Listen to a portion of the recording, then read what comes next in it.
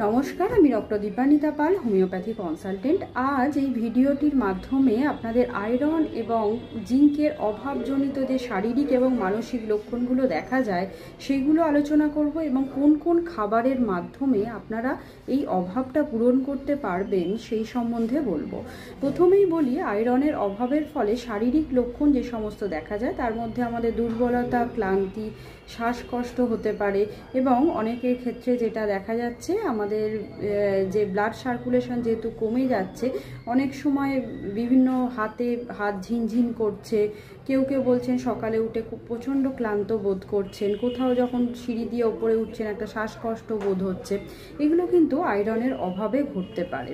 এছাড়াও আমি যে জিঙ্ক নিয়ে আলোচনা করব, জিঙ্কের অভাবে যে শারীরিক লক্ষণগুলি দেখা যায় সেগুলির মধ্যে চুল পড়ে যেতে পারে, রোগ প্রতিরোধক ক্ষমতা কমে আসতে পারে।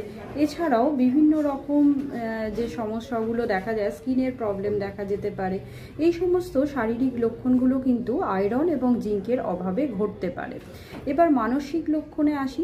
এই দুটি এলিমেন্টের অভাবের ফলে আমাদের ডিপ্রেশন হতে পারে এবং মানসিক মুড সুইং হতে পারে। এই সমস্তগুলো হতে পারে। আপনারা তাহলে খাদ্য তালিকায় কোন কোন খাবার ইনক্লুড করবেন? প্রথমেই আয়রন রিচড বিভিন্ন রকম খাবার, যেমন পালং শাক খেতে পারেন, বিট খেতে পারেন। এছাড়াও গুড় আছে, গুড়কে ইনক্লুড করতে পারেন। ফলের মধ্যে বেদানাকে ইনক্লুড করতে পারেন। এই সমস্ত জিনিসগুলো অবশ্যই আপনাদের আয়রন রিচড খাবার। এছাড়াও যে আমাদের বহুল প্রচলিত কুলেখাড়ার রস, সেটাও কিন্তু আমাদের আয়রন বৃদ্ধিতে সাহায্য করছে। এরপরে জিঙ্ক কোথা থেকে পাবেন? জিঙ্ক সাধারণত বিভিন্ন রকম বীজ থেকে পেতে পারেন, বাদাম থেকে পেতে পারেন, সামুদ্রিক বিভিন্ন রকম খাবার থেকে পেতে পারেন। এছাড়াও আমাদের যেটা থেকে জিঙ্ক পাওয়া যায় বিভিন্ন রকম পোলট্রি, সেটা চিকেন হতে পারে, ডিম হতে পারে। এই সমস্ত খাবার থেকে আপনারা কিন্তু জিঙ্কটা পেয়ে যাবেন। এছাড়াও চিংড়ি মাছও কিন্তু একটা জিঙ্কের গুড সোর্স।